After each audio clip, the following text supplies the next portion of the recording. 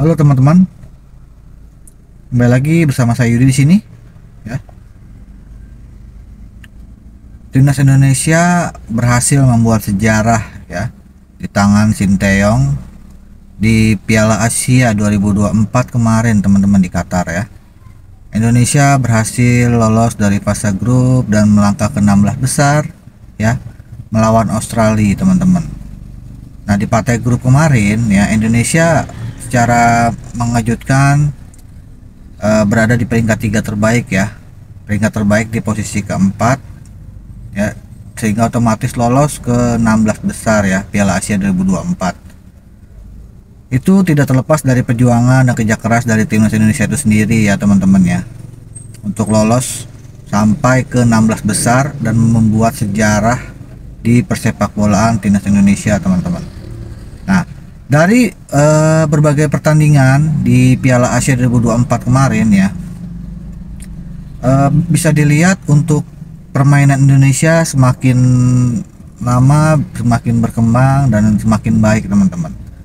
Tetapi ada satu hal yang harus jadi evaluasi, jadi catatan, yaitu adalah kelemahan ya, kelemahan. Berbicara kita tentang kelemahan Indonesia adalah, tim Indonesia adalah di sektor penyerang teman-teman ya. Yang kita ketahui skuad pemain Indonesia ya, pemain-pemain abroad kita naturalisasi itu banyak menumpuk di posisi belakang ya. Bisa kita lihat posisi belakang sudah lumayan cukup baik dan tangguh, tetapi itu harus ditopang juga dengan pemain tengah dan juga pemain depan ya. Bisa kita lihat ya di sini yang kemarin dibawa sama Sinteyong itu ya, pemain depan itu bisa dibilang pemain-pemain yang notabene bukan terlalu predator ya di posisi depan mereka.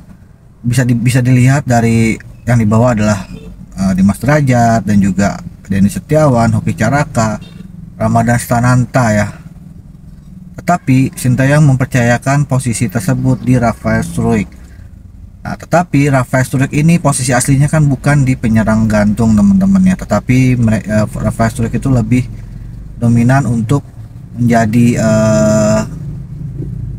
pembawa bola, pengobrak-abrik pertahanan dari tim lawan ya, dari posisi kiri.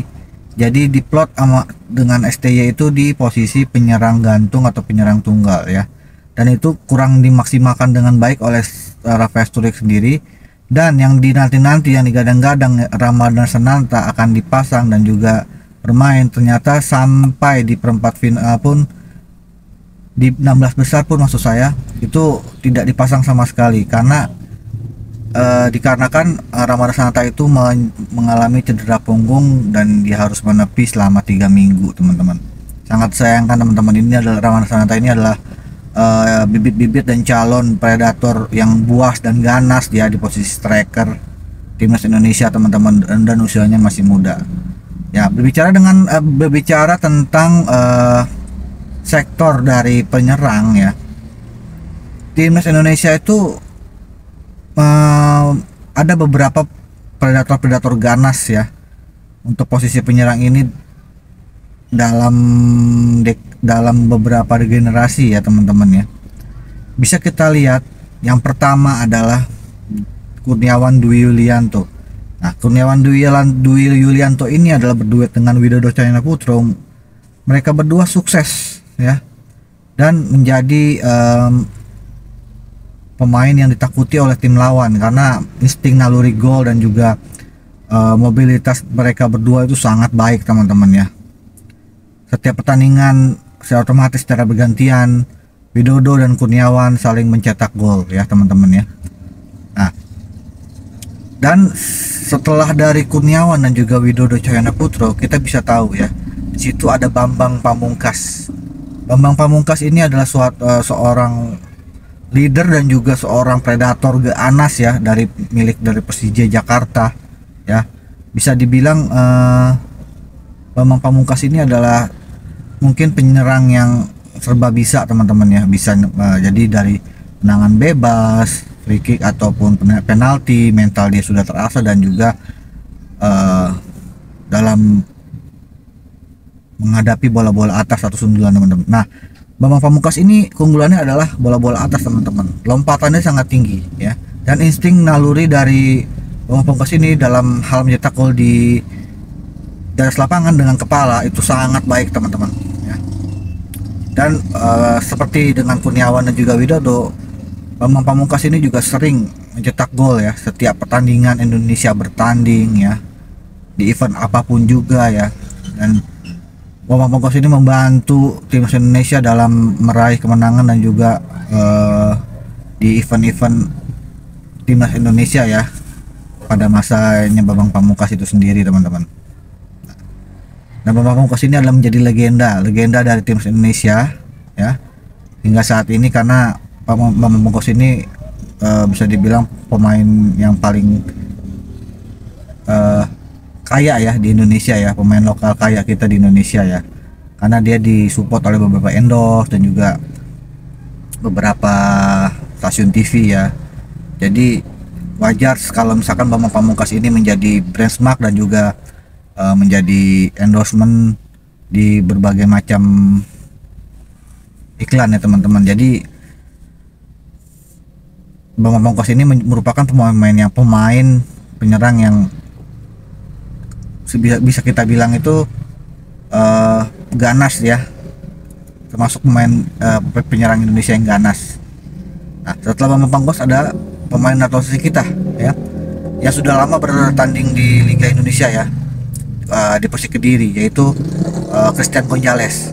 Nah, Christian Gonzalez ini termasuk penyerang yang bisa dibilang luar biasa ganas teman-teman ya, insting naluri gol sangat bagus ya, dan dia beberapa kali menjadi top skor di Liga Indonesia teman-teman ya.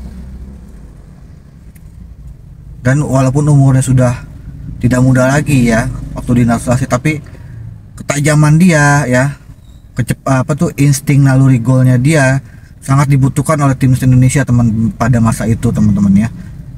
Waktu itu ada Christian Gonzalez dan juga Evan Bahdim. Di situ mereka berduet yang dinaturalisasi sehingga Indonesia bisa berbicara banyak di Piala AFF terutama ya. Untuk di Piala Asia kita belum bisa berbicara banyak kan teman-teman waktu itu, karena kita masih minim pengalaman. Nah, Christian Gonzalez ini bisa dibilang tidak tergantikan di posisi depan teman-teman ya, karena setiap pertandingan, setiap momen Christian Gonzalez pasti ya mencetak gol dan juga memberikan peluang-peluang terbaik bagi timnas Indonesia teman-teman ya. Kemudian setelah Christian Gonzalez ada Beto Gonçalves. Nah, Beto Gonçalves ini juga pemain naturalisasi kita yang sangat tokcer teman-teman, sangat ganas, sangat predator teman-teman. Insting naluri gol juga sangat tinggi ya. Dia dinaturalisasi Indonesia karena Beto ini sudah lama ya bermain di Liga Indonesia teman-teman, lebih dari 5 tahun. Makanya PSSI waktu itu bisa menaturalisasi Beto ini karena sudah di Indonesia selama 5 tahun ya teman-teman. Tapi terbukti PSSI tidak sia-sia untuk menaturalisasikan dari Beto Gonçalves ini, walaupun Beto Gonçalves umurnya termasuk ya bisa dibilang tua teman-teman ya, kepala 3. Tapi seperti Christian Gonzalez ya, pemain Eropa, pemain Latin, terus semakin tua semakin jadi teman-teman. Jadi sangat dibutuhkan, sangat diharapkan dan diandalkan bagi timnas Indonesia dalam mencetak gol dan juga menjadi predator di gawang lawan ya teman-teman ya. Ini Beto ini juga sangat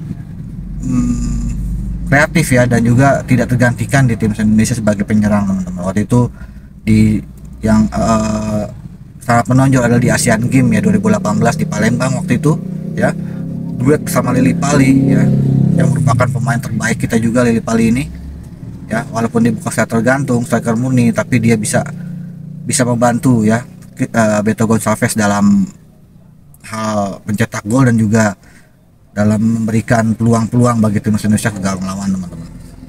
Nah, setelah Beto Gonçalves ada anak timur ya, pemain timur kita yang sangat luar biasa. Di umur 17 tahun dia sudah menjadi timnas senior teman-teman ya. Siapa lagi kalau bukan Boas Salosa teman-teman. Nah, ini Boas Salosa ini pemain terbaik sepanjang masa kalau saya bilang, karena pemain lokal ya, main lokal kita yang benar-benar emang diasah di Indonesia teman-temannya, dan dari Persipura di usia muda dia ya sudah bisa bergabung dengan timnas senior ya. Semakin lama semakin matang permainan dan juga pengalaman dia juga semakin berkembang ya. Jadi untuk Boa Salosa luar biasa teman-teman. Ini pemain penyerang kita yang haus gol ya, dari anak Papua ini haus gol, dan juga bisa dibilang menjadi suatu momok ya tersendiri bagi tim lawan teman-teman.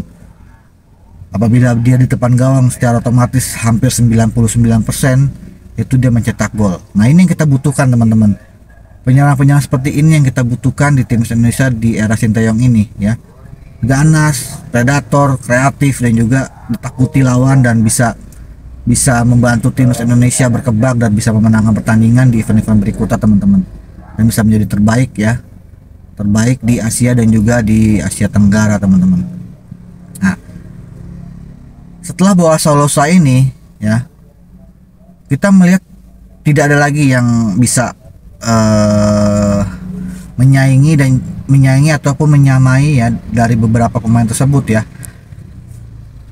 Belum terlihat jelas dan belum terlihat perkembangan untuk striker di Indonesia ini sendiri, baik di abroad maupun di Liga Indonesia, terutama di Liga Indonesia teman-teman ya. Di Liga Indonesia kita belum mendapatkan lagi striker yang benar-benar haus gol, tajam, dan benar-benar menakutkan di gawang lawan teman-teman ya. Setelah Boa Salosa ini, jadi PSSI harus bisa lebih gencar ya, mencari bibit-bibit dan bobot potensi ya di Liga Indonesia sendiri, mencari penyerang kita yang ganas, yang haus gol, yang jam terbangnya banyak pemain ya, bermain dan bisa menjadi menakutkan bagi tim lawan teman-teman ya. Nah, ini harus PSSI harus bisa mengevaluasi dan bisa lebih mengembangkan lagi persepak bolaan Indonesia, terutama di liga kita teman-teman, Liga Indonesia ya. Karena dengan adanya Liga Indonesia, otomatis kita dapat mencari pemain-pemain, terutama titik lemah kita adalah di striker ya teman-teman, di posisi penyerang teman-teman.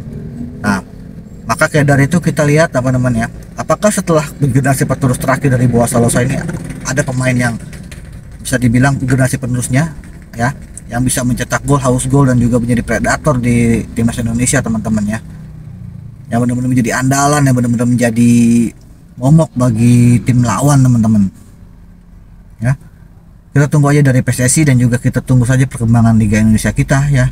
Mudah-mudahan aja kita mendapatkan sosok yang benar-benar bisa melanjutkan ya generasi dari Boa Salosa atau Bambang Pamungkas, Kurniawan, dan Christian Gonzalez ya teman-teman ya.